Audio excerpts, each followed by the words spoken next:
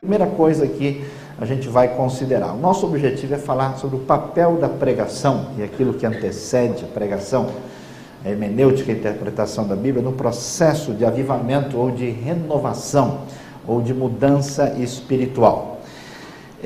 Quando a gente viaja e vai para o exterior, é muito comum chegar em alguns lugares e encontrar gente dizendo assim: escuta, eu estou ouvindo falar que no Brasil está tendo um grande avivamento, é verdade? A gente não sabe muito bem como responder, né? Porque não sabe do que a pessoa está falando e o que ele considera avivamento. A palavra avivamento, muitas vezes, ela é entendida de maneiras distintas e que nem sempre é aquilo que talvez muitos de nós queiramos dizer com o termo. Às vezes a palavra é usada, por exemplo, de maneira sociológica. Qualquer despertamento religioso intenso que traz a uma mudança religiosa de comportamento ou de procedimento é chamado de avivamento. E nesse sentido, muitos do que tem acontecido em diversas partes do mundo tem sido chamado de grande avivamento. Quando a gente chega mais perto, a gente diz: puxa, não era bem isso que eu tinha em mente quando eu ouvi falar do que está acontecendo aqui. A outra ideia é que avivamento, muitas vezes a gente tem em mente, é um conceito um pouquinho além da realidade, eu diria até romântico. Eu me lembro que quando eu era mais jovem, né, old times, né, alguns anos atrás, eu li alguns livros assim de grandes homens e mulheres de Deus no passado. Eu ficava até envergonhado, falei: nossa, como é que pode, né, o pessoal fazer essas coisas? Que maravilha! Aliás, os livros são tão perfeitos que são até, entre aspas, melhores do que a Bíblia. Você lê a Bíblia, todas as pessoas da Bíblia são cheias de falhas, de erros, de pecados, e os grandes heróis do passado não fizeram nada de errado. Parece que esses homens só oravam, liam a Bíblia, jejuavam, eram gente assim, né? Porque quando o livro é escrito por gente que torce pelo indivíduo, né, tudo vai sair muito bonito. Aí você tem acesso a uma literatura de outras pessoas falando sobre as mesmas pessoas, você vê que não é tão bonito como a gente imaginava do ponto de vista romântico, da romantização do avivamento. Então é importante a gente falar sobre o assunto com bastante sensatez, né?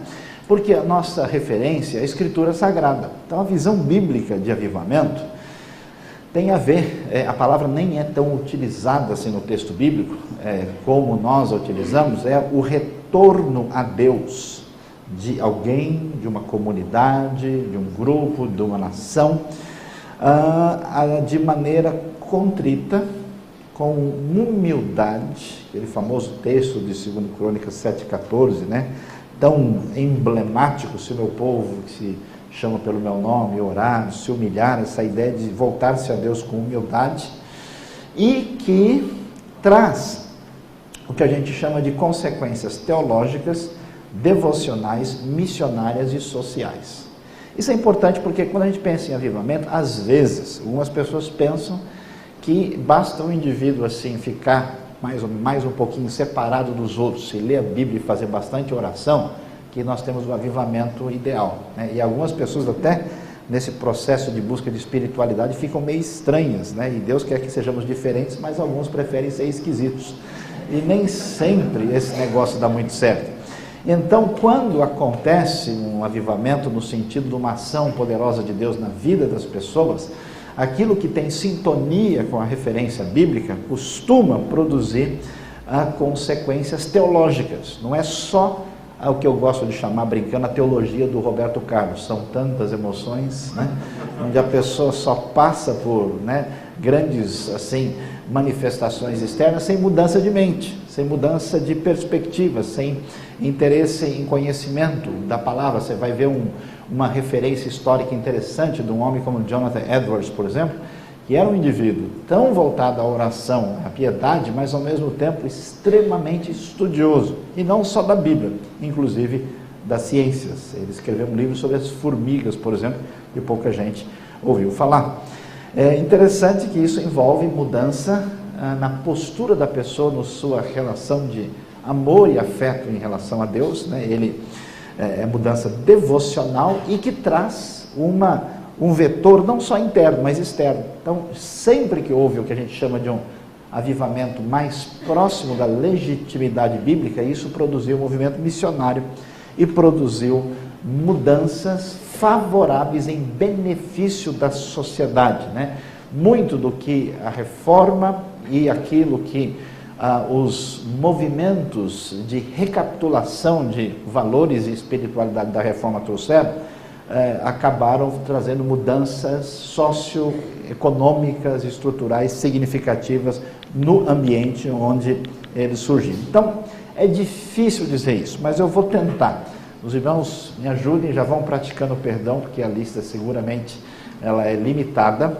Que elementos a gente provavelmente vai ver quando existe um caminho adequado de busca de Deus, de avivamento e de espiritualidade adequada? Vai primeiro haver uma preocupação, uma prática na direção de oração.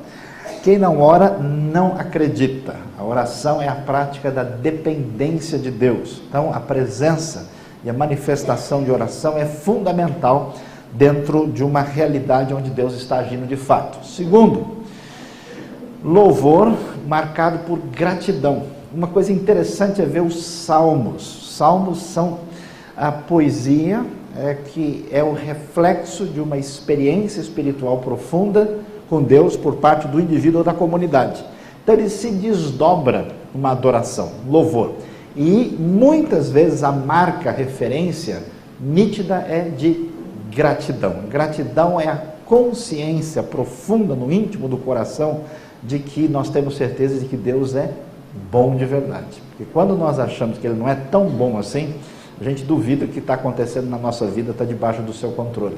E aí nasce um ressentimento, uma amargura, e a coisa fica difícil espiritualmente falando. A presença do poder e da ação de Deus em nossa vida leva a quebrar as estruturas de autodefesa do nosso coração. Por isso, o avivamento sempre traz arrependimento, uma consciência não só do que nós fazemos, mas do que nós somos. Então isso quebra, isso leva a uma tristeza, uma contrição, a um pedido de desculpas e de perdão a Deus. Diferentemente do que muita gente imagina, avivamento não produz distanciamento. Porque o ensimesmamento, ele é o projeto subversivo do domínio do eu. Então eu acho, que eu sou superior e melhor do que os outros, eu me amo, não posso mais viver sem mim, vai dizer a música altamente preciosa sobre o tema. Quando o espírito me quebra, eu tenho uma relação harmônica. Quanto mais avivada uma pessoa, ela não se distancia dos outros.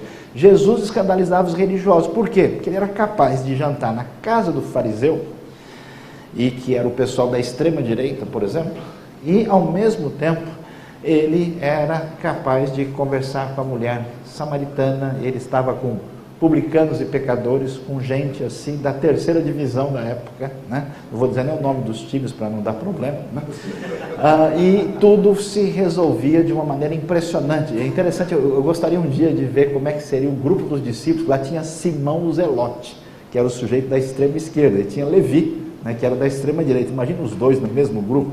Deve ter sido uma experiência fascinante. Chegando no céu, vou pegar o DVD lá da videoteca para poder assistir como é que foi essa inter-relação entre os dois. E uma das coisas mais extraordinárias do ensino bíblico chama-se disposição para perdoar. Tão interessante que nós vemos que sempre há jeito para todo mundo que não conhece a Cristo. Às vezes parece que dentro da igreja aí perde essa esperança. Sempre a graça é capaz de mudar, transformar e redirecionar positivamente a vida de alguém. Então essa capacidade que o Espírito dá, disposição de tirar aqueles gravetos, troncos de árvores do coração, de ressentimento contra outras pessoas que possivelmente têm nos prejudicado.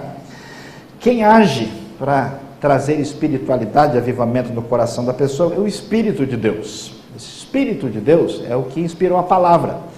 Então, quem está sintonizado com uma espiritualidade sadia tem interesse pelas Escrituras. Eu estou ficando muito preocupado ultimamente ao ver a fragilização disso. Alguns anos atrás, muitos evangélicos ou protestantes, como queiramos, eram chamados de Bíblias. na nossa realidade brasileira. Hoje, acho que não são chamados nem de versículo mais, nem porções, né? Porque é uma situação muito difícil, né? Há uma tendência a seguir teorias particulares de indivíduos, existe às vezes um sectarismo indevido, existe muitas vezes uma atitude de caminhar por uma experiência de espiritualidade marcada por um misticismo exacerbado, sem referência de conteúdo. Então, avivamento é interesse pelas Escrituras. Interesse pelas Escrituras que envolve a postura de servo, de obediência a Deus. Vivemos numa época perigosa, que é a época de Jesus vendido 3 vezes sem juros, à vista ou no cartão. Você quer vir para cá, eu posso fazer o dízimo em 7%, 3 vezes no cartão, fechado, né? Então, nessa tentativa de, vamos dizer, interagir com a sociedade contemporânea, um lado problemático de muitas comunidades é negociar aquilo que é fundamental em relação à vida cristã para que as pessoas estejam tranquilas e bem no nosso meio. Então, nesse sentido, existe muita mensagem de autoajuda, muita mensagem de motivação, muita mensagem de levar as pessoas a encararem a segunda-feira com mais coragem e pouca mensagem de repreensão e de reencaminhamento. Olha, assim não, você não pode ser corrupto, você deve pagar imposto, você não pode ter uma vida sexual que desagrada a Deus, você não pode ter uma postura de vida, um comportamento que não é condizente com a ética cristã. Avivamento é obediência.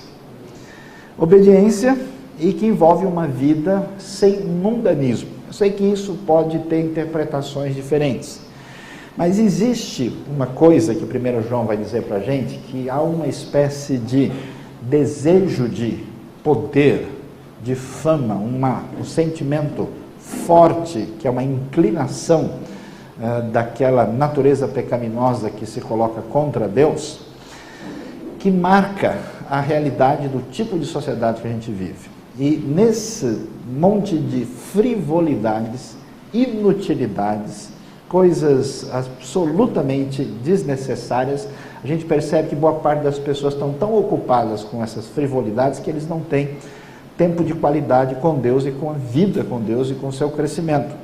Avivamento significa redirecionar as prioridades para que as pessoas não sejam enganadas com a ideia que se elas pegarem um monte de bugiganga que existe lá no shopping e levar para a casa delas, que elas vão ter uma vida mais feliz.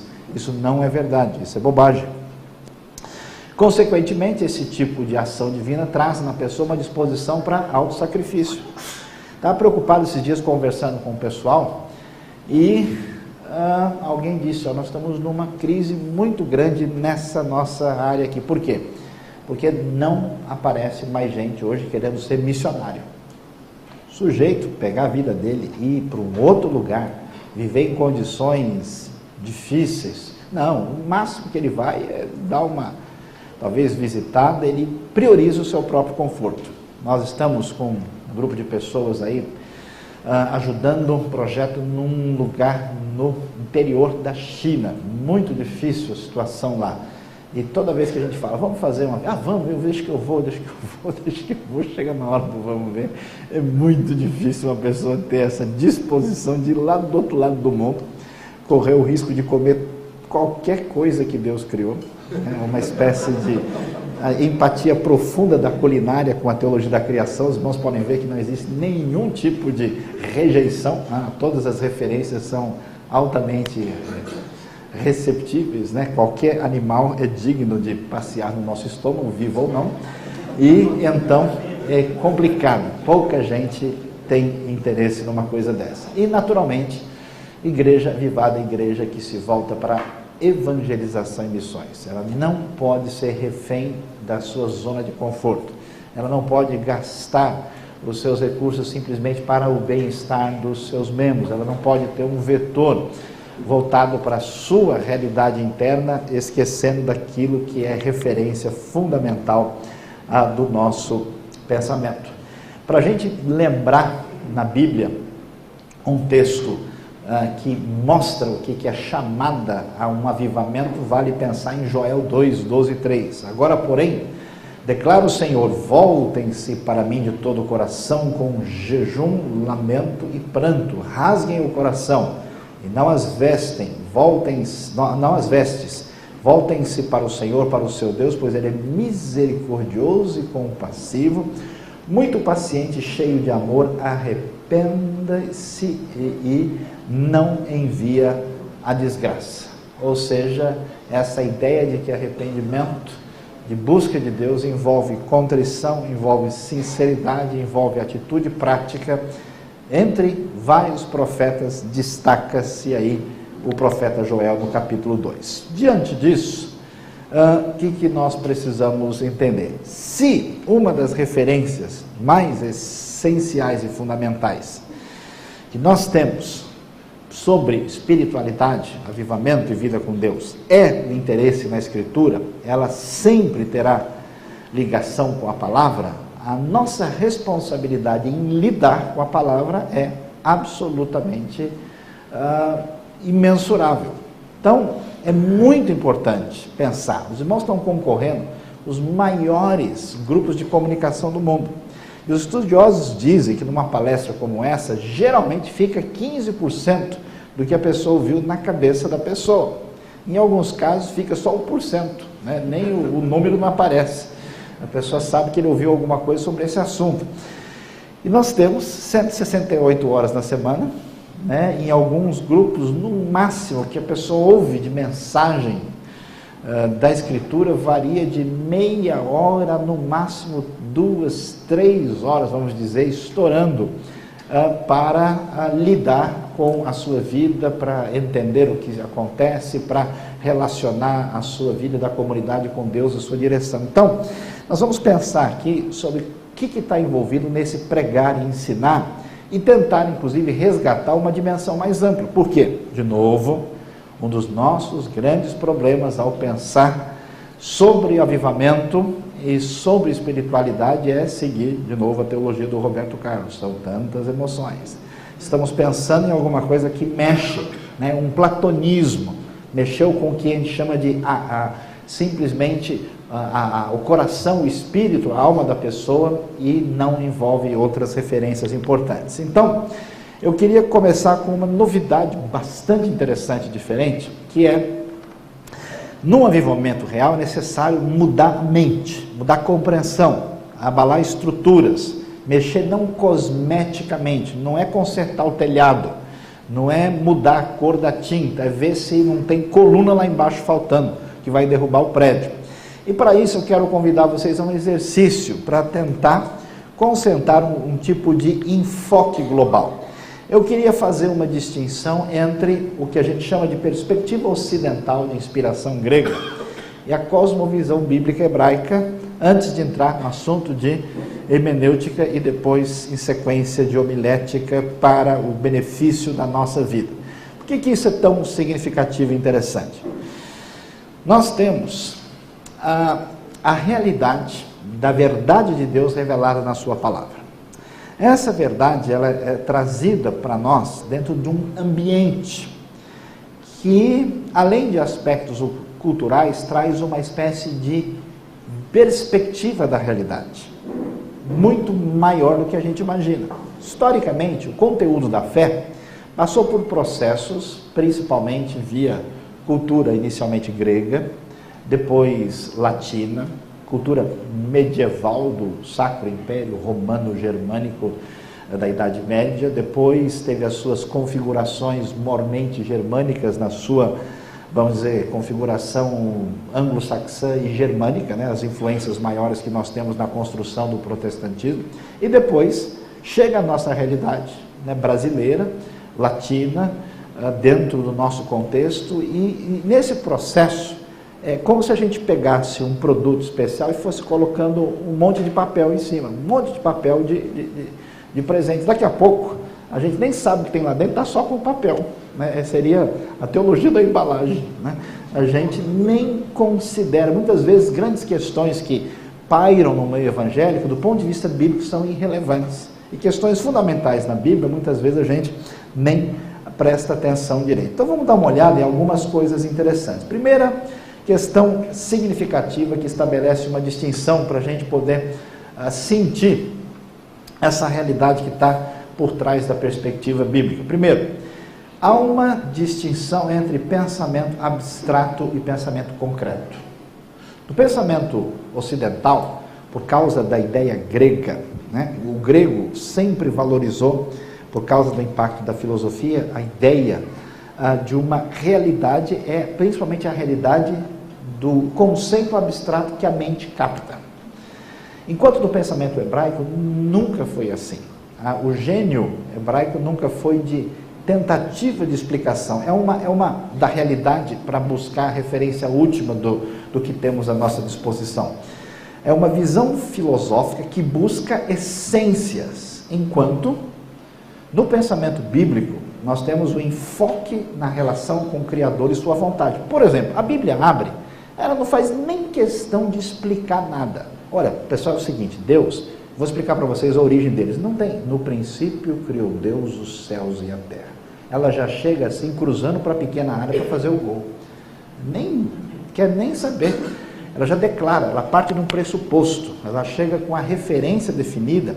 E a maneira de lidar isso é muito marcado por um outro tipo de abordagem, que é a não tentativa de uma explicação detalhada da essência subjacente à realidade, mas sim de dirigir a vida do indivíduo para a sua relação com o Criador. Não existe, por exemplo, uma preocupação de uma explicação sistemática do mundo. Há uma ideia de que é necessário haver uma purificação e santificação do indivíduo para que ele possa comparecer perante Deus. No pensamento grego, que alimentou o Ocidente, existe o desprezo da linguagem. Falar não é tão importante, por isso que a gente nem presta atenção no que falou. O que vale são imagens. A palavra teoria, que é tão respeitável, vem de theorel do grego, que é enxergar. Ideia vem da mesma ideia de ver, enxergar em grego. E enquanto no pensamento bíblico é tão interessante que davar quer dizer palavra e coisa, e quer dizer feito. Há uma ideia de que o mundo da linguagem, o mundo da criação e o mundo da história estão integrados. Há uma inter-relação entre a realidade. Enquanto o racionalismo, vamos assim dizer, no sentido genérico do termo, a filosofia grega, ela sistematiza e quebra tudo, o pensamento hebraico, ele integra. E essa integração acontece por meio do elogio da palavra. Por isso que Deus não pode ser visto, por isso não se constrói imagem. Deus se revela falando. A revelação de Deus é um nome. No princípio era o Verbo. O Verbo se fez carne. Jesus é o Verbo de Deus. Interessante, o livro de Atos, na teologia de Atos, vai dizer que quando o sujeito é curado, foi o nome que o curou. Então, esse elogio da palavra é uma das referências tão interessantes, até porque a palavra, ela é uma mediação de percepção do significado, é a relação que nós temos com a interpretação da realidade, e ela tem o caráter dinâmico de transformação em oposição à ideia, à figura estática. Desprezo da linguagem se opõe a linguagem ser praticamente tudo. Por isso, o grego se preocupa com análise precisa, enquanto no pensamento hebraico nós temos a constatação de uma realidade entrelaçada e complexa. A tentativa de definir precisão de certos elementos traz uma satisfação da razão que geralmente provoca orgulho. É interessante ver como tantas pessoas que estudam a Deus perdem o coração para com Deus. Em parte, porque a maneira como a gente trabalha essa sistematização, ela tem uma maneira diferente do pensamento bíblico lidar com isso. Porque quando você percebe a grandiosidade, a complexidade da realidade, você tem a capacidade de admirar. A sua relação, ela não é só cognitiva, ela não é de captar uma referência, ela é muito mais aprofundada. Então, nesse sentido, nós temos uma distinção significativa. Inclusive, você saiba que o simples fato de você adquirir informação, crescer, entre aspas, teologicamente, sem desenvolver uma sintonia de coração com Deus e com a grandiosidade de Deus e do universo, isso mata e destrói a sua vida. É um negócio complexo. No pensamento grego ocidental, Deus é percebido como uma essência. Na Bíblia, a ênfase muito mais é Deus age. Deus é aquele que se revela agindo na história. Não quer dizer que Deus não seja, mas é que o enfoque do texto apresenta principalmente Deus em ação. O pensamento grego levou-nos a uma ideia de universo fechado de causa e efeito, enquanto a Bíblia trabalha com a ênfase em que Deus é a razão e a causa de tudo. Todas as coisas encontram a sua referência em Deus.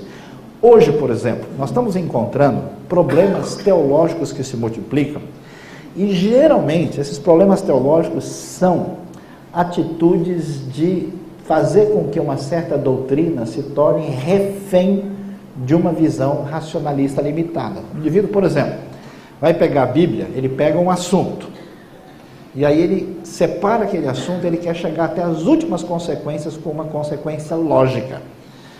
Enquanto, na verdade, por exemplo, os atributos de Deus. Qual o problema de hoje? Muita gente quer Deus só juiz. Então é a famosa postura do terror teológico que atrapalhou a vida de tanta gente através da história. Gente que vivia derrotado por culpas, se machucando, se espancando, porque ele entendia que Deus era só juiz. Por outro lado, alguns não, Deus diz é só amor. Deus é só bondade. Não é possível que um Deus de amor, por exemplo, condene uma pessoa pela eternidade. Por que não? Quem foi que disse que não? É só um pensamento limitado que não trabalha, né? Como uma espécie de mistura do café com leite bíblico, que põe os dois juntos, se faz a relação adequada entre as duas referências, porque isso está interrelacionado. Por isso, nós vamos ter a ideia de que existe, né, no pensamento grego, uma ideia de que o homem domina o mundo pela razão e aplicação das leis. O pensamento bíblico enfatiza o domínio divino, dizendo que tudo depende do relacionamento com Deus. Há uma distinção entre uma dicotomia do mundo espiritual, mundo material, né? Grande parte do nosso meio evangélico ainda é muito mais platônico do que propriamente bíblico, enquanto na Bíblia o natural e o sobrenatural são interligados. O que causou a tempestade? Foi os ventos e a ação meteorológica? Foi. Mas foi Deus? Foi. Foi a ação de algum anjo? Foi. Mas como pode ser um e o outro? Pode, você que não entende. O problema é o seu chip, que é 1.0, não conseguiu integrar as realidades. Quem sabe no futuro seja mais fácil. Por isso, que coisa interessante. A ideia, por exemplo, que boa parte da tradição sábia do ambiente hebraico trouxe para nós, olha só que coisa interessante, que orar, como diz um famoso rabino, é tornar o mundo santo. É proibido ao homem desfrutar de algo neste mundo sem dizer uma bênção, uma oração que é feita de gratidão a Deus. Fazer isso é considerado um sacrilégio. Em vez de entender o mundo como um mundo não espiritual, como coisas que não tem nada a ver com Deus, cada coisa que a pessoa faz na vida é entendida como uma referência a Deus. Rejeitar isso é visto como um sacrilégio, para a gente entender como essa dimensão é interessante. A lógica nossa, herdada, é uma lógica linear, passos. 3 maneiras de ser feliz com Jesus, 7 passos para ser prósperos com Deus, 10 maneiras de ficar mais feliz de manhã. Esses são os paradigmas que a gente tem à disposição. O pensamento bíblico trabalha com uma ideia bastante diferente. São lógica de bloco, são temas que eles aparecem entremeados por um processo de ligação dialética. É tão importante um quanto o outro. É importante entender que Deus é soberano e que o homem, em certo sentido, é livre e responsável. É importante entender que Deus é um, mas ele também é 3. Que Jesus é divino, mas ele também é humano. Toda vez que a gente pratica a teologia do Saci Pererê, teologia de uma perna só, esse negócio não funciona e acaba complicando. Então, dessa maneira, nós vamos ver que, por exemplo, o texto bíblico é muito legal. Se eu fosse os irmãos, eu lia a Bíblia todo dia. O livro é muito interessante. O que ele diz? Ele vai manter, assim, tensões bíblicas com a maior tranquilidade. Então você lê Êxodo, diz lá, então o faraó endureceu o seu coração e não quis deixar o povo sair. O versículo adiante, e Deus então endureceu o coração do faraó. O texto não está nem aí para os problemas que vai causar para os gregos e ocidentais. Ele lida com isso de boa, na maior tranquilidade. Deus endurece, Deus é cheio de ira e Deus é cheio de misericórdia. Faz parte do gênio bíblico de articular as ideias. Quer dizer, a estrutura é diferente. Dessa maneira, você vai ver que em vez de ter uma ideia de uma vida centrada no homem, a perspectiva bíblica trabalha com uma vida centrada em Deus, na tribo e na família. É a referência da comunidade. Isso é tão interessante porque nós estamos acostumados com uma ideia individualista. No pensamento bíblico, você sempre é parte de uma comunidade. Você nunca é individualmente. Até quando o sujeito morre, lê em Gênesis, vai ver na teologia de Gênesis, e ele foi enterrado junto aos seus antepassados. Nem na morte o cara fica sozinho. Ele faz parte de uma comunidade. Isso é tão importante para a gente, por isso que a pessoa não entende hoje que é pertencer a uma igreja. Ele é refém de um individualismo fragmentário, autônomo, e ele fica num lugar como o turista de Cristo, o satélite de Jesus, sempre orbitando. Ele roda, depois que ele experimentou um pouco o beija-flor de Cristo, tomou aqui um pouquinho de mel dessa flor e vira para outra. Então ele caminha, ele não tem pertencimento, ele não tem relação com comunidade, que é um paradigma fundamental, né? Não é possível ser cristão sem igreja no Novo Testamento. Hoje está cheio de gente que é consumidor de emoções espirituais. Daqui a pouco tem até ceia do Senhor por e-mail. O cara aperta lá. Já tem. A pessoa bebe, aperte no ícone e faça uma oração. Interessante. A ideia de muita gente é que ser cristão é o quê? Consumir mensagem, fazer leitura do salmo antes de dormir, né? E fazer uma oração em casa. Eu estou bem com Deus. Isso não existe na Bíblia. A ideia do pensamento grego trouxe, né, como vocês viram agora em Londres 2012, que é uma retomada de Atenas, a ideia da competição. O importante é ser melhor que o outro. Pensamento bíblico, a ideia de cooperação, inter-relação. É um aspecto muito valorizado. O valor do indivíduo depende das coisas que ele tem e que ele mostra que ele tem. E hoje é mais complicado, porque você vai comprar aquilo que você não precisa, com o dinheiro que você não tem, para mostrar aquilo que você não é. Doideira total, né? Então o valor do indivíduo é pelas suas posses, aquilo que ele parece demonstrar ter. E no pensamento bíblico, você é quem? Você é filho de alguém. Vayerid, Vayehová, Eliona, Ben Amitai, Lemor. E veio a palavra do Senhor a Jonas, filho de Amitai. Opa, então agora podemos continuar, sabendo? A gente lê aquilo, esse monte de nome aqui, não entendo. Deixa eu ler o próximo versículo. Interessante, você faz parte das relações definem. De onde você é, quem é seu pai, quem é sua família, quem é sua comunidade, de onde você é o povo. A vida é principalmente biológica no nosso mundo, na nossa tradição. A vida é entendida no seu contexto social e nas relações sociais na Bíblia. A realidade é material. No pensamento bíblico, material e o que a gente chama de espiritual, os dois estão entrelaçado, interrelacionado numa complexidade interessante. Portanto, o pensamento grego racional traz um universo estático para nós. A Bíblia traz um universo dinâmico, cheio de vida. Por isso eu vou dizer uma coisa, acho que o pessoal da Vida Nova vai ficar chateado, eles não vão mais me convidar no próximo congresso, que a Bíblia não é um livro de teologia. Teologia é muito inferior à Bíblia, extremamente limitado. Ele consegue, nessa cultura nossa de exercício da razão, pegar alguns conceitos bíblicos e organizar de modo que fique simpático para o nosso entendimento. Mas a Bíblia, meus queridos, é a palavra de Deus. É outra coisa, ela é diferente. Por quê? O que a gente vai encontrar? A gente vai ver uma realidade dinâmica, cheia de vida. Por isso que o filósofo grego fica assim, né? Pensando, olhando para baixo lá, contemplando. Já viu como é que um judeu que está com esse pano de fundo cultural faz a oração dele? Ele faz assim, ó. Por que isso? Pode parecer, e muita gente talvez faça isso sem pensar, sem uma genuinidade, mas a ideia que eles têm de passar é que eu oro com o ser inteiro, corpo, alma, concentração total. Essa é a ideia. E a oração é uma coisa que envolve todo o indivíduo e ela tem um aspecto dinâmico.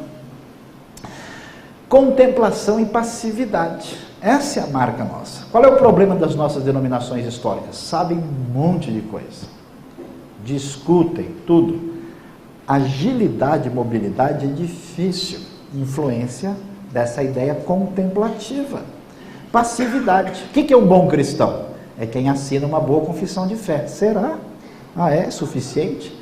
Se vocês quiserem, deve estar disponível em algum lugar aí. Eu escrevi um artigo interessante, provocativo. Será que o diabo também é evangélico? Se o diabo chegasse numa igreja, a gente pudesse trazer nossa declaração de fé. Diabo, você acredita na Trindade? Ele ia dizer, você acredita que você existe? Estou melhor do que os liberais, acredito. Você acredita que Jesus é o Filho de Deus? Rapaz, como eu apanhei por causa disso. Então, assim, trazendo o diabo, assim, doutrinariamente, ele facilmente poderia passar, mas nenhuma dessas verdades tem valor e realidade na sua própria vida. Então, o simples fato de uma contemplação e uma concordância mental, no pensamento bíblico não existe isso. Você sabe o que é fé para o pensamento hebraico?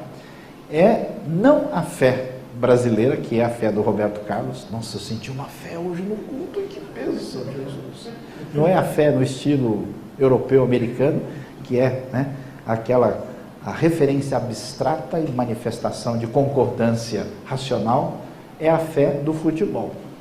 Fulano correu pela ponta direita e ele acreditou na jogada. Ele não ficou olhando, a jogada deve acontecer, é uma grande possibilidade. Levando em conta o cosseno e o seno da bola e tal, ele se joga no chão, ele vai atrás. A fé envolve uma relação que passa pelo entendimento e uma confiança que envolve a entrega da vida. Não é uma mera concordância simplesmente doutrinária, é muito mais do que isso. Então, em vez de ter contemplação e passividade, ela tem ação transformadora.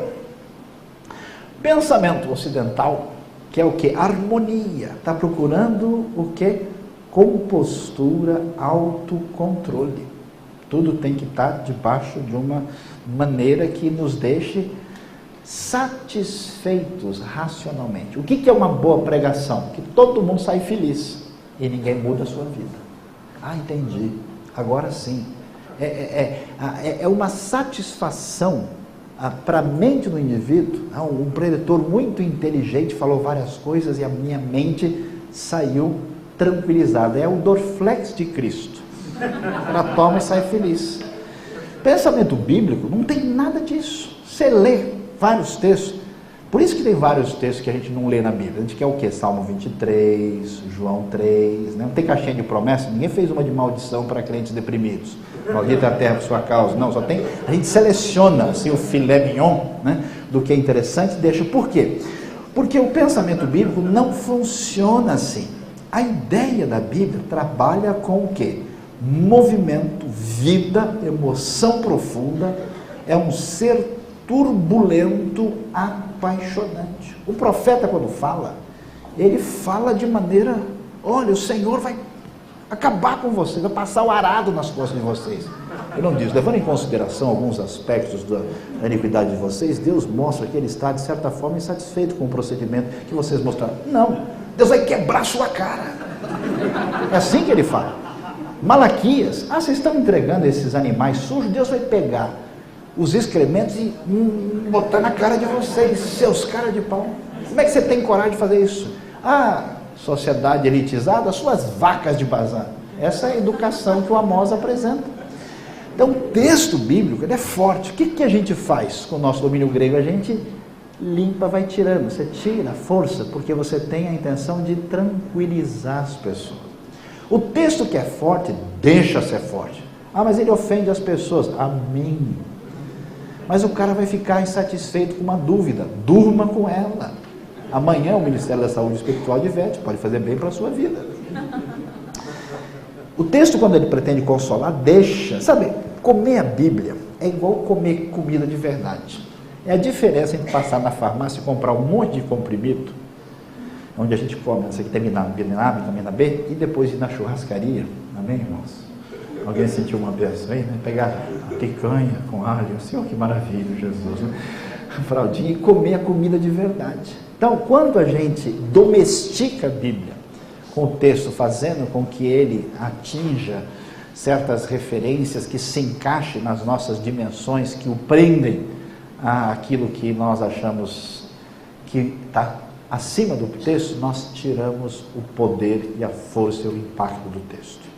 O texto que veio consolar, deixa ele consolar totalmente. Eu me lembro uma vez, eu preguei numa igreja, e foi muito engraçado, porque eu preguei no texto, e o texto enfatizava demais o amor de Deus. E naquele texto, o amor é radicalizado e incondicional demais.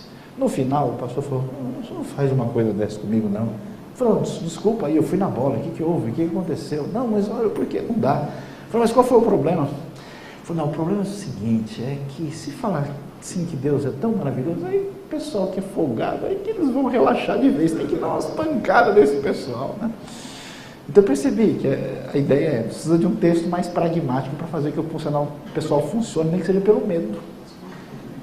Aí a coisa vai dar certo. Se falar que Deus é tão bom, se o cara fica um mês em casa, fala que ele vai pegar ele na esquina, ele volta. Então o que acontece? O texto bíblico, ele é cheio de emoção, turbulência, ele é apaixonante. O próprio, veja que a Bíblia não fala que Deus está irado. A gente lê isso nas traduções. A Bíblia fala que o nariz de Deus acendeu, esquentou. Esse negócio aqui, a ira do Senhor se acendeu, que é ira nada, o nariz, porque o pano de fundo é semítico, encheu de sangue, ó, e Deus ficou vermelho, com o nariz cheio essa maneira de descrever.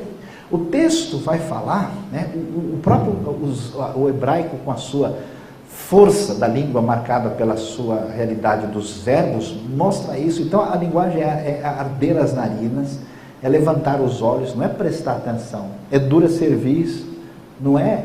Ele usa a metáfora, a figura de linguagem, tem mais força, é coisa viva, não é abstração, é diferente. Ela, em vez de dizer alguma coisa importante, falou, vou dizer uma coisa importante, é falar aos ouvidos, é vestir os lombos, é uma outra maneira de lidar com a realidade. Em vez de ter uma descrição técnica linear, você tem o quê?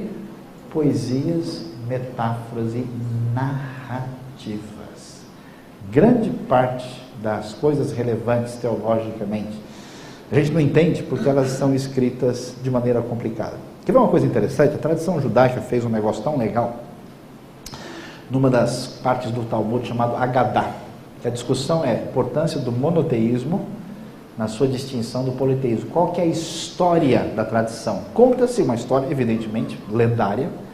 E quando Abraão saiu com seu pai Terá da Mesopotâmia, você sabe que eles eram idólatras, Josué 24, verso 2. Como é que ele vai convencer o pai?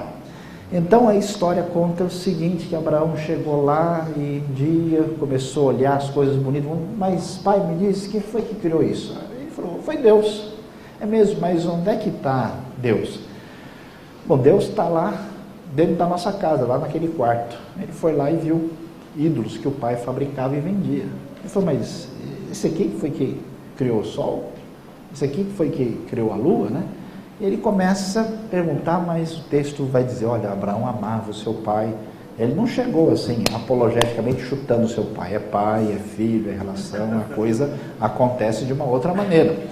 Aí a coisa vai, né? E o pai vai sair, ele fica em casa, aí ele dá uma fruta para o ídolo, ele tenta fazer de tudo, o ídolo não come. Mas se ele não fala, não anda, não faz, até que um dia ele perde a paciência, e o pai está fora, ele pega lá um machado e quebra todos os ídolos, deixa só o maior. Aí o pai chega e vê aquilo que ia acontecer. Falou, os ídolos começaram a discutir aqui, o pau quebrou. Um falou mal do outro, esse aqui brigou com aquele, fechou o tempo, o negócio ficou complicado. E aí o grandão ele venceu, o maior de todos. Aí o Abraão, mas como? Esse ídolo não fala, ele não anda, ele não cheira, ele não sente, como é que você quer que eu acredite que eles fizeram isso? Aí o Abraão fala, então. Aí os dois olham para o outro e começam a dar risada, entendendo a situação. Existe uma discussão teológica sobre monoteísmo, enoteísmo, um Deus acima dos outros, e politeísmo numa historinha de criança. Então, a maneira de articular é muito interessante e parece ser útil para nós. Então, o texto é marcado assim, crer, no nosso contexto, geralmente é concordar na mente, crer é ser fiel, é apostar a vida. Diante disso, entendendo essa realidade, a proposta inicial da nossa palavra é: faça um esforço para beber mais da Bíblia, conhecer mais a Bíblia em vez de utilizá-la pragmaticamente. Porque na sua tarefa de pessoa que mexe com o texto, você pode correr um risco muito grave de se acostumar com o texto bíblico, de maneira a tratar isso como uma espécie de exercício da profissão. Fala, domingo que vem tem que falar sobre isso, onde é que eu acho alguma coisa aqui para colocar esse negócio? Aí você entra pragmaticamente lidando com isso, sem que haja intenção verdadeira no seu coração, sem que você seja atingido e devidamente sensibilizado, mudado, às vezes atropelado de maneira santa pela palavra divina. Falando sobre agora a questão da nossa responsabilidade de pregação, depois de levantar todo esse pano de fundo interessante para a nossa reflexão, vamos lembrar de algumas coisas que são necessárias e significativas quando a gente fala sobre hermenêutica, tradução, a interpretação da Bíblia. Hoje em dia, nós temos uma diversidade de material teológico no mercado, no editorial. Tem tudo quanto é coisa. Tem coisa de teologia que já nasceu, surgiu, morreu, desapareceu e agora está surgindo no nosso contexto. A teologia nem tem mais referência em grande parte do mundo. E é importante a gente entender como é que essa questão hermenêutica é trabalhada. O pressuposto daquilo que é chamado consenso evangélico no mundo, e quando nós lemos um texto bíblico, nós temos a intenção de descobrir a intenção do autor por trás do texto. E que por meio de um exercício que envolve o estudo do pano de fundo histórico, linguístico, literário, a gente estuda e tem acesso a esse texto e agora tem condição de fazer a ponte entre aquela realidade e a nossa e aplicar esse texto. Modernamente, no sentido filosófico do termo, algumas outras propostas hermenêuticas têm surgido.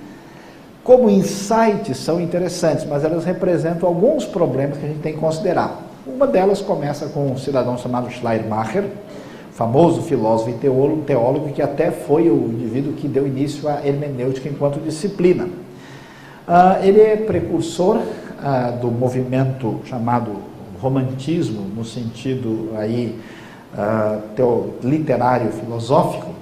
E o que Schleiermacher diz? Preste bem atenção que é interessante. Ele diz o seguinte, que em vez da gente estudar a Bíblia no sentido de ter informação sobre o significado, na verdade esse estudo tem um valor relativo, porque quem tem o poder de ter acesso ao significado do texto é o leitor, e não a pesquisa sobre a intenção do autor. O significado do texto não está com o autor, está comigo. Então, esse leitor tem que ser levado em conta, e ele dizia que os métodos hermenêuticos mais objetivos, ele entendia como excessos da ciência, e aí ele diz que a partir de uma relação de vida, o leitor poderia, atenção, compreender o autor até melhor do que o próprio autor. Como? Schleiermacher diz o seguinte, o que está um crente abençoado hoje?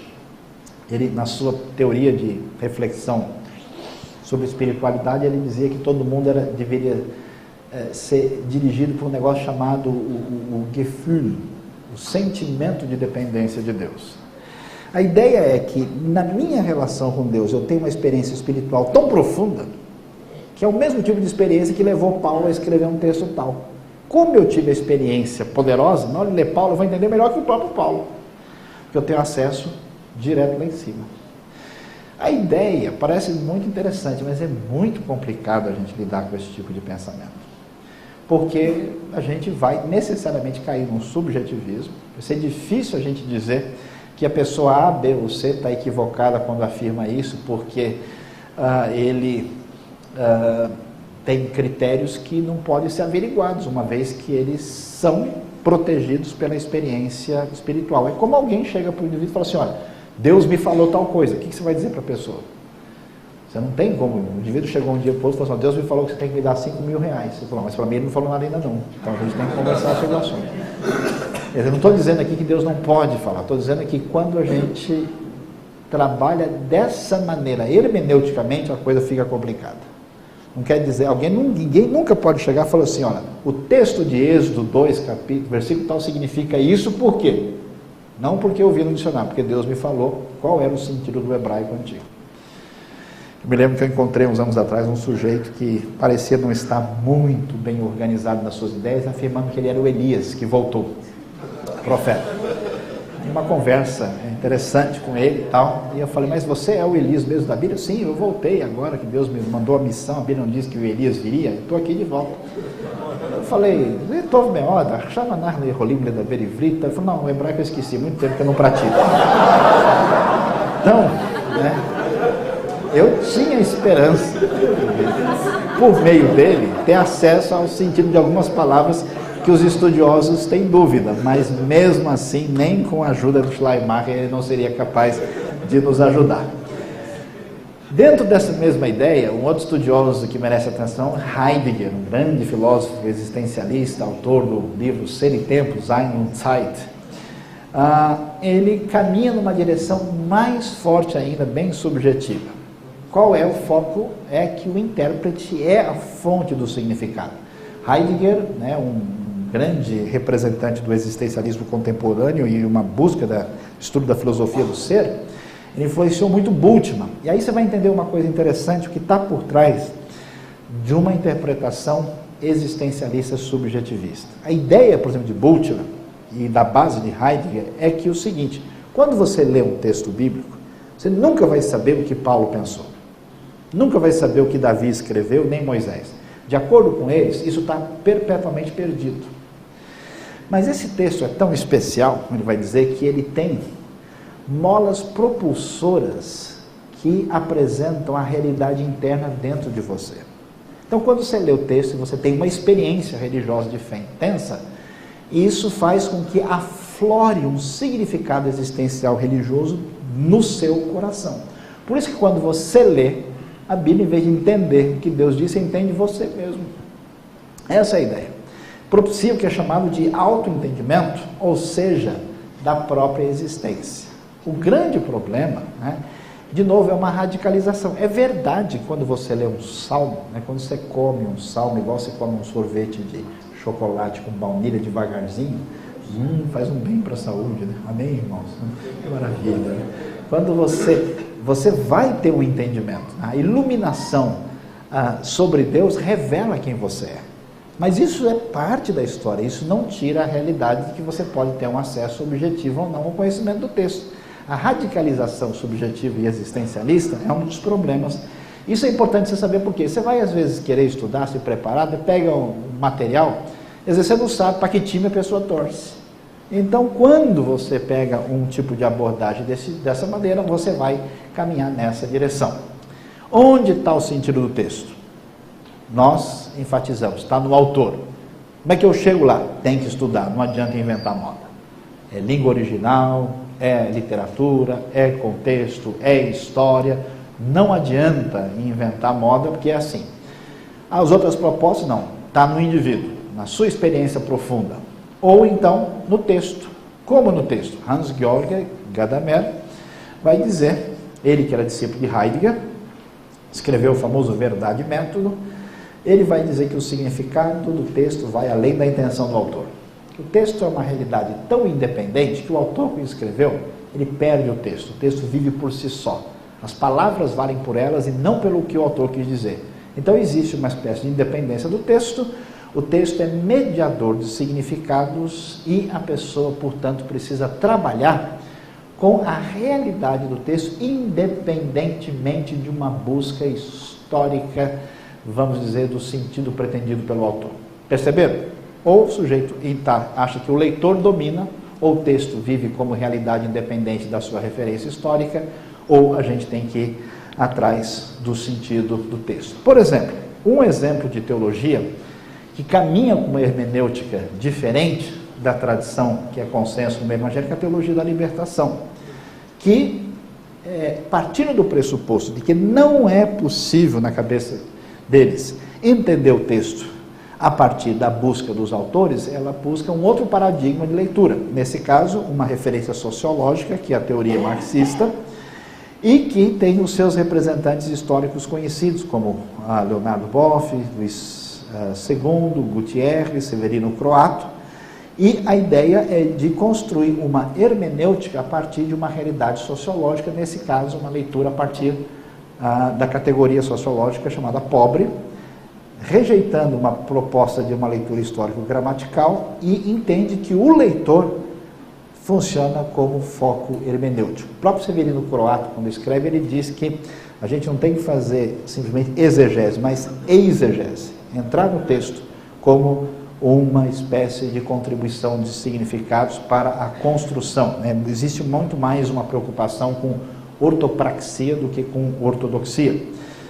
Nesse sentido, enfatiza-se a ação do sujeito na história, mas é uma outra proposta, um outro jeito de lidar com o assunto que se diferencia daquilo que tem sido consenso na história.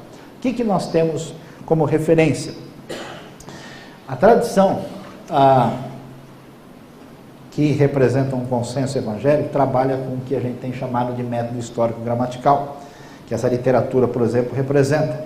A Bíblia não é um conjunto de conceitos abstratos e atemporais aí que a gente pode ter acesso simples e direto. Não. É necessário que a gente tenha acesso ao contexto histórico e que esse processo de estudo estabeleça a ponte entre a realidade do texto. A interpretação bíblica é vista como um processo de construção de ponte sobre os leitores das histórias contemporâneas e os autores bíblicos, de modo que a pessoa possa entender a situação de vida original, entender o que está por trás e depois ligar essa realidade com o que nós temos hoje.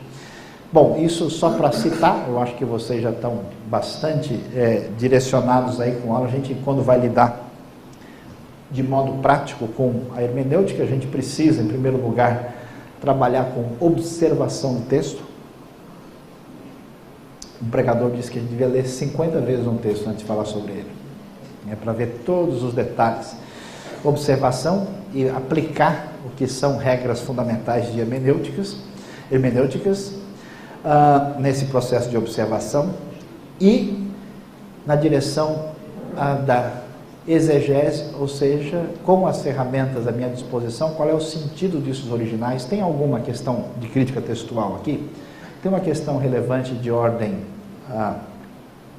semântica? Tem algum problema gramatical, sintático? Tem alguma informação histórica contextual? Tem um aspecto literário significativo?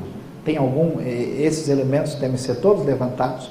Uma vez que eu usei tudo isso, aí eu chego a uma referência final desse texto. Só que esse texto pode ser uma bênção, mas pode ser que a gente não entenda ele muito bem, porque a teologia que é representada nesse texto, ela é setorizada em determinado aspecto da história.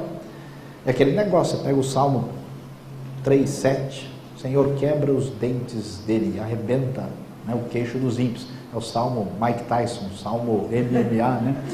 Que é isso?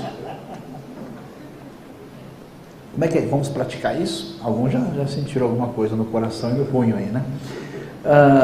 Mas tem que entender de que época, que texto é esse, por que isso, o que é um salmo imprecatório, em que contexto, de teologia do Antigo Testamento. Então você precisa pegar esse texto e relacioná-lo com a teologia geral bíblica. O texto parece dizer o que para mim? Como é que eu ligo isso com a teologia geral?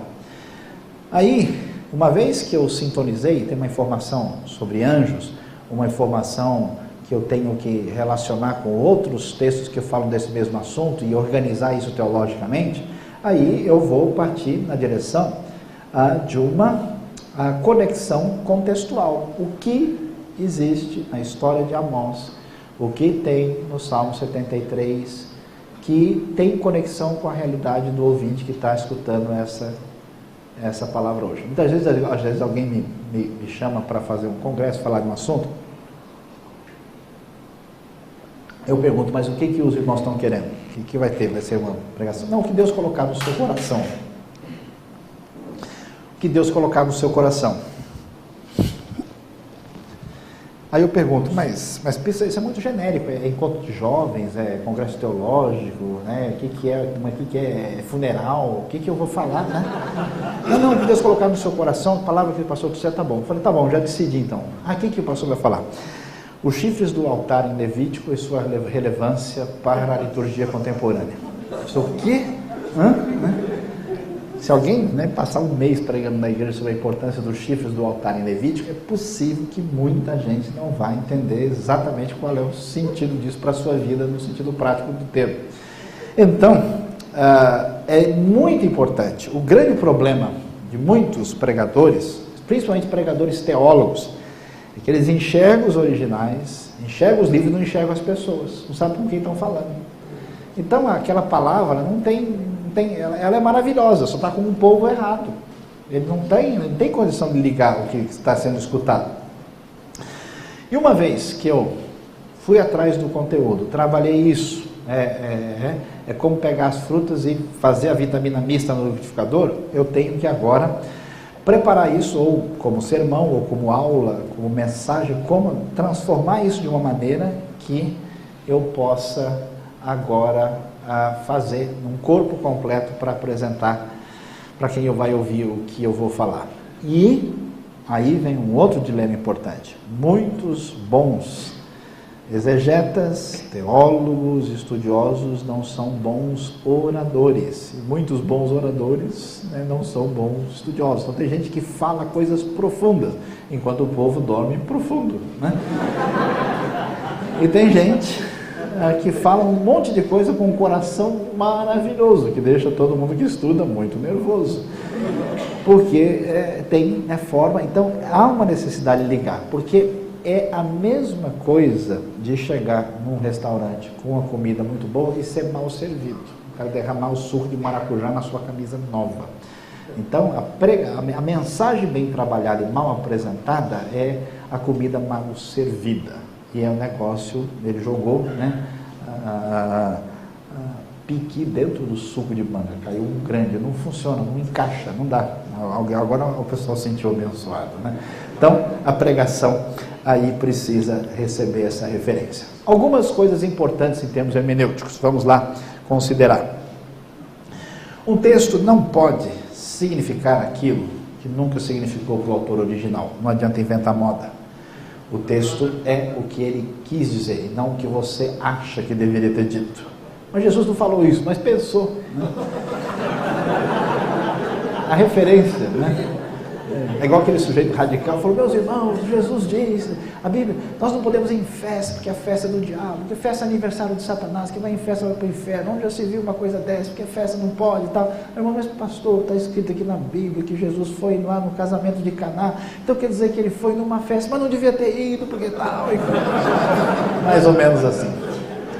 Depois, a referência famosa, a Bíblia interpreta a própria Bíblia. O que quer dizer isso? Quer dizer que eu não posso colocar sobre o texto uma referência de autoridade maior. Às vezes o sujeito rejeita a autoridade bíblica e ele desloca essa autoridade para um autor da sociologia, um autor da filosofia, ele escolhe uma outra referência. A referência maior é a própria Escritura. Sempre que possível, entenda as palavras do texto no seu sentido normal e comum. Não fica viajando na maionese, né? Na Idade Média o pessoal entendeu que os 318 homens de Abraão, você já está pensando que não deve, não é isso.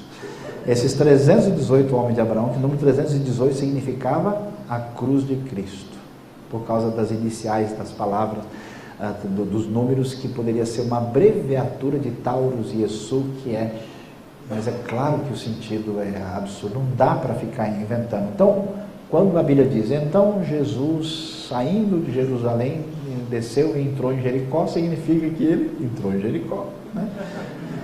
Eu vi alguém pregando de maneira pública sobre os gafanhotos de Joel, livro de Joel. Um gafanhoto significa a inflação, é um gafanhoto devorador, o outro significa o migrador, que é o dinheiro levado para os paraísos fiscais, não sei de onde. Cada gafanhoto assim, altamente ligado ao mercado internacional de hoje. E qual é o grande mistério por trás dos gafanhotos de Joel? Gafanhoto lá significa gafanhoto. Então não invente, né? Saiba que o Novo Testamento tem precedência sobre o Antigo Testamento. O que quer dizer? Você tem uma revelação progressiva, você tem uma culminação de ideias, onde há um descortinar no Novo Testamento. Então, quando o indivíduo tem uma ideia e que aparece com certas limitações teológicas, ele não pode dar a precedência daquilo que está no Antigo em relação ao Novo, porque o Novo é a concretização, é um conceito de revelação progressiva.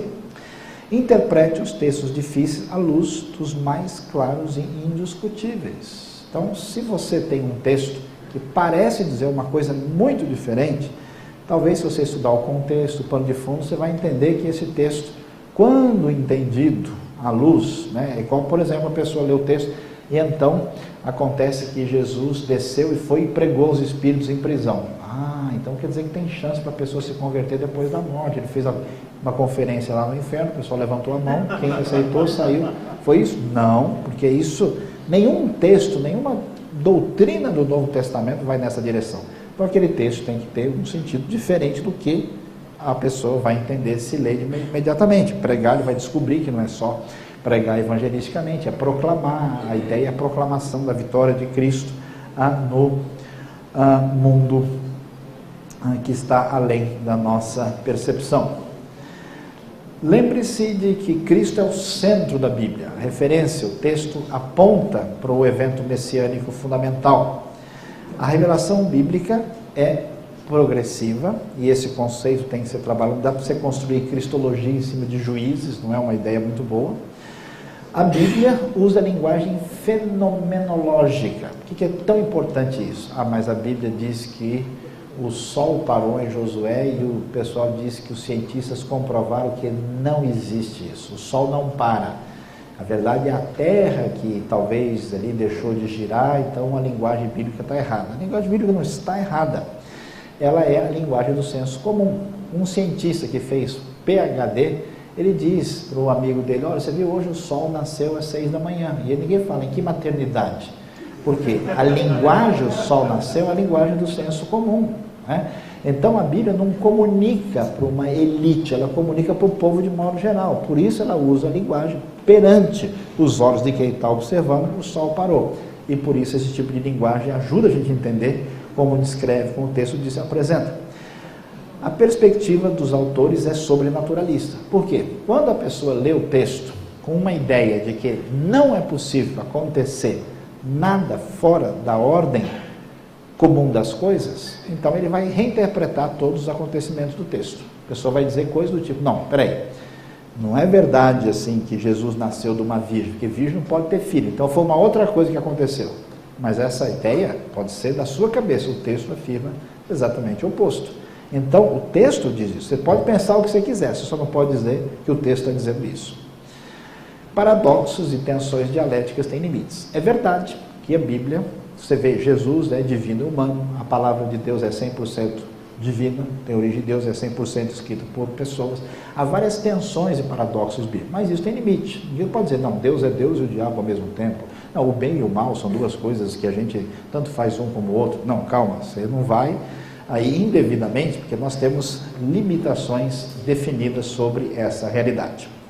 Últimas dicas, pensando um pouquinho sobre preparar uma mensagem. Algumas coisas fundamentais na proclamação. Preparar a mensagem é como preparar uma refeição. Vamos ver alguns conceitos. Algumas coisas importantes. Quando a gente pensa em pregar e não tem uma perspectiva espiritual e de avivamento, a gente pensa em apenas fazer a coisa do ponto de vista da reflexão. O pregador precisa de 3 coisas fundamentais. Primeiro, sintonia com Deus. Antes de você pregar, pregue para você mesmo. Seu coração, sua relação com Deus, isso é fundamental, da maneira como você transmite essa palavra. Depois, sintonia com o conhecimento bíblico teológico. Não dá para ficar inventando moda e viajando na maionese. Você precisa estudar. Você precisa conhecer. Você precisa ter informação. Você precisa ter conteúdo. E você tem que saber quem é que está escutando. Eu conheço gente que não importa onde esteja, a pessoa fala tudo do mesmo jeito. Até para orar, se é aniversário de criança, se é sepultamento de gente, se é culto de missões, a oração do cara é a mesma. Você pode até orar junto com ele. Se ele ora no baixo, você ora no tenor. Não pode.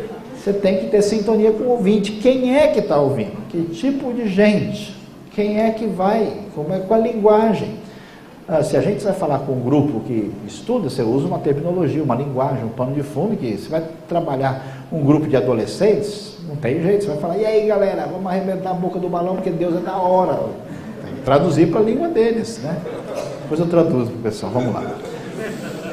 Preparo da mensagem. Há vários tipos de sermão, como vocês sabem, mas eu gostaria de valorizar, enfatizar o que a gente conhece como sermão expositivo, pregação expositiva, até pelo leque de interações que é prega. Por que é tão razoável fazer isso?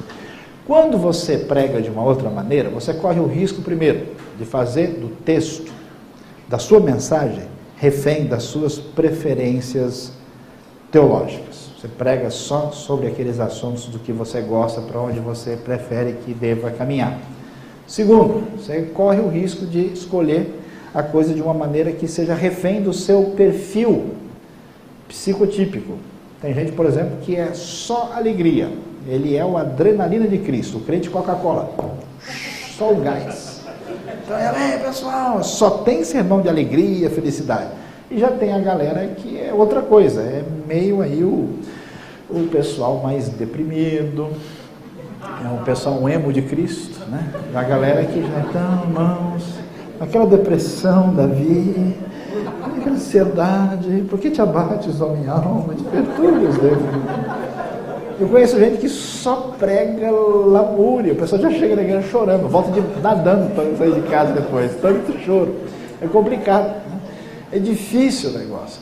Então, quando você pega um texto, você tem que lidar com o texto, com os problemas doutrinários, com as diferenças, com as suas ênfases, todas elas, e você vai ser abestrado pelo texto, e não você dirigir a coisa para onde você quer, se você pregar respeitando o texto. Então tem muitas interações interessantes. Veja que pregar deve ser entendido como ensinar, formar e atingir, atenção, o comportamento.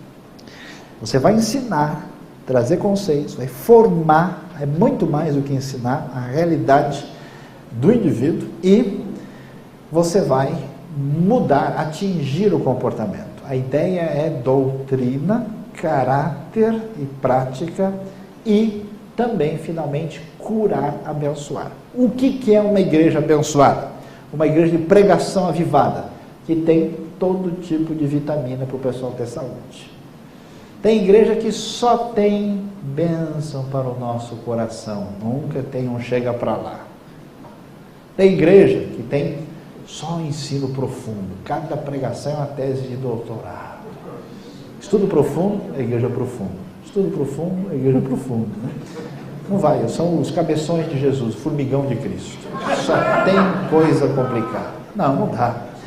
Tem igreja que não, que é só coisa prática, ninguém estuda nada. Pessoal, hoje temos 2 maneiras de ser feliz, 3 maneiras de dar risada de manhã, 5 para ser feliz à tarde. Não pode, né? É quase que o baú da felicidade espiritual. Olha. A transmissão. Conselhos básicos. Conheça o auditório. Para quem você está falando? É extremamente... Jesus falava de uma maneira que fazia sentido para quem ouvia. Usava a linguagem, trazia as referências. Fale a linguagem deles. E conselho muito interessante. Atenção, isso é muito significativo. Fale além deles, sem exagero. Qual é a pregação que deixa a gente querendo sair correndo? De novo, mesma coisa. O cara vai falar tudo o que a gente já ouviu. Quem escuta um negócio desse quer sair correndo, só que não pode fazer dentro da igreja, pega mal.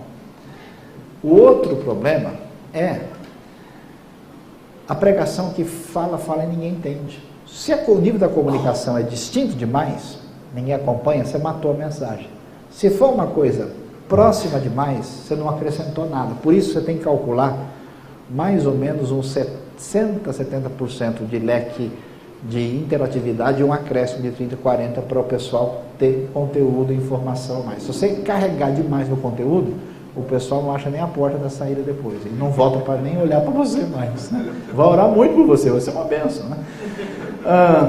E é importante, numa mensagem, num texto, diferente do que nós estamos fazendo agora, porque a nossa aula aqui tem bastante coisa, não pregue muito tempo. Tem gente que acha, para ser ouvido, precisa falar 1h20 numa mensagem. Mensagem, ela tem que ser uma coisa concisa, objetiva, direta, ela é uma refeição e não a mega feijoada de sábado. Tá? Ela vai trazer dor de barriga. E pregue o quê? Uma mensagem.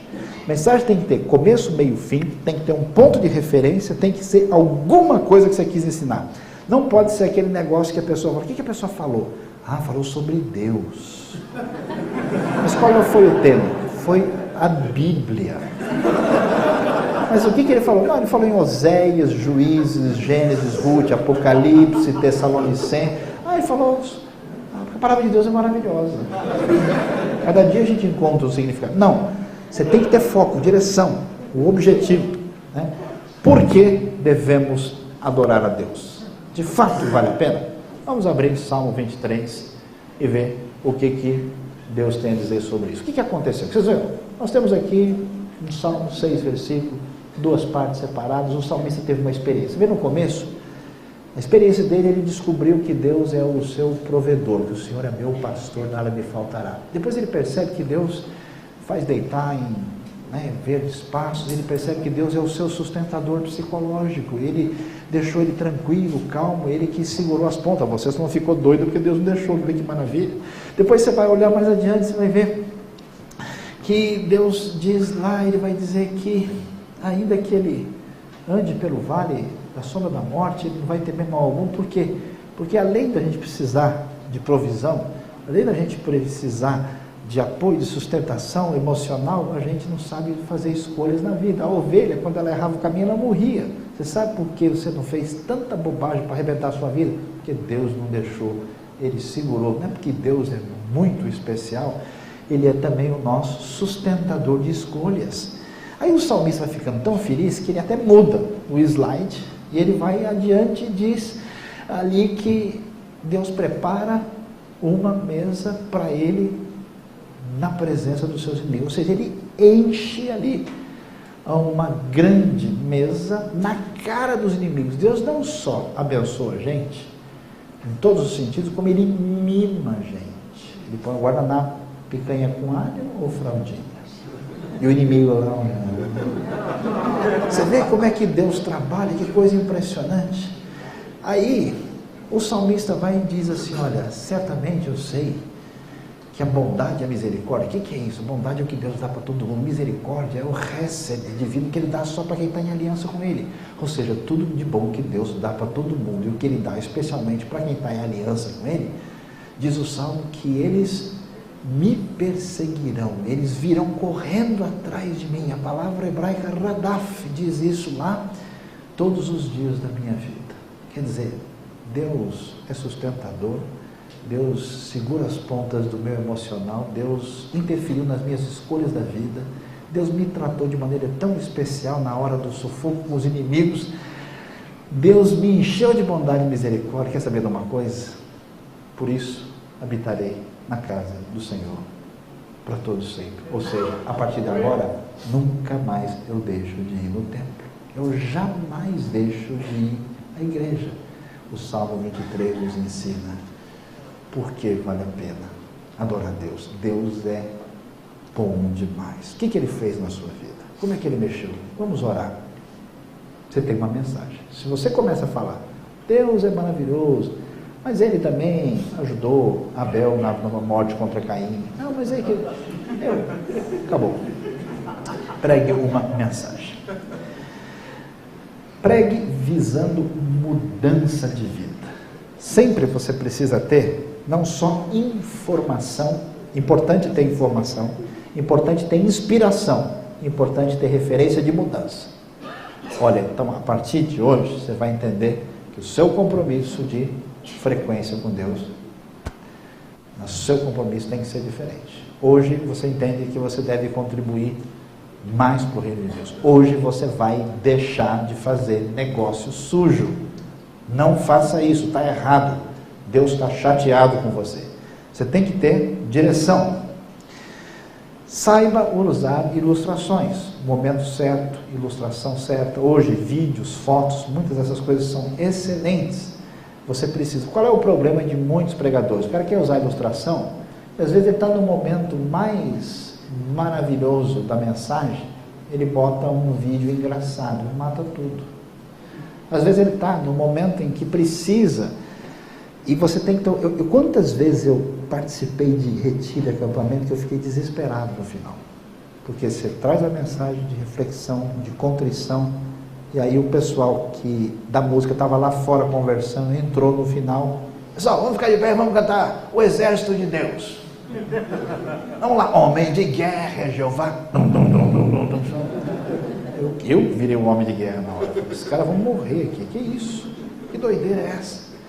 Quer dizer, você quebra, mata tudo. Então, de modo geral, dose, use certo. Comece alegre, chamando, convocando as pessoas para a celebração, e termine de modo solene, para que a pessoa vá receber o recado e leve isso para casa para digerir o que ele ouviu. Seja natural, não force uma situação. Seja você, não tente ser ninguém. Se você não for você, quem será você? Deus criou você. Você tem seus dons, sua capacidade. Não procure, né? Uma das coisas esquisitas hoje é gente imitando o pregador e fazendo isso. Isso é loucura, né? Não artificialize as coisas. Uma coisa boa numa mensagem, numa pregação, é o conversar um com o outro. O começo é fundamental. Quando você vai falar, se você não conseguir juntar e captar as pessoas, depois elas desaparecem. Essa dica é muito importante. Atenção para o tom de voz. Trabalhe, porque se você fica... o pessoal fica... então não tem jeito. Fale a linguagem de hoje. Não faça o que muita gente... Por quê? Conforme vimos no dicionário, o ludopédio é uma referência, tal, tentando falar cada vez mais difícil. Isso não ajuda. As pessoas estão lá para entender, e não para ver se você estudou termos antigos. Os gestos devem ser naturais. Não tente ficar inventando. Tem cara que fica decorando o gesto, isso é engraçado. Então, naquele dia ele ressuscitou e tal. Fica um negócio, a pessoa se perde. Não é por aí. Pregue para você antes. Não force a barra num apelo. Aquele pregador que quer ter sucesso no final do culto, e aí ele começa, então, se entre nós nessa noite, alguém não aceitou a Cristo, então, vem aqui na frente, aí não tem ninguém. Então, agora, se você, essa semana, não leu o livro de Josué, vem aqui à frente agora. Se você escovou pouco desde ontem, vem aqui. Aí o cara começa para ele não fica, não é por aí, né? E é extremamente significativo comunicar-se com todo mundo.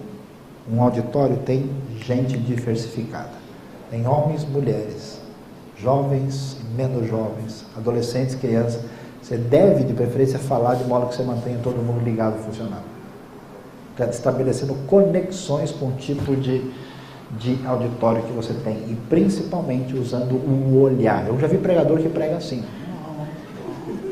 O tempo todo olhando para cima, para baixo, nunca olha para o pessoal. Então, aí nós temos as principais referências que precisamos sobre o assunto. Eu agradeço a atenção de vocês. Isso foi uma palestra mais assim teológica de ensino. Espero que Deus abençoe o nosso coração e nos ajude aí no crescimento e entendimento da palavra. Amém?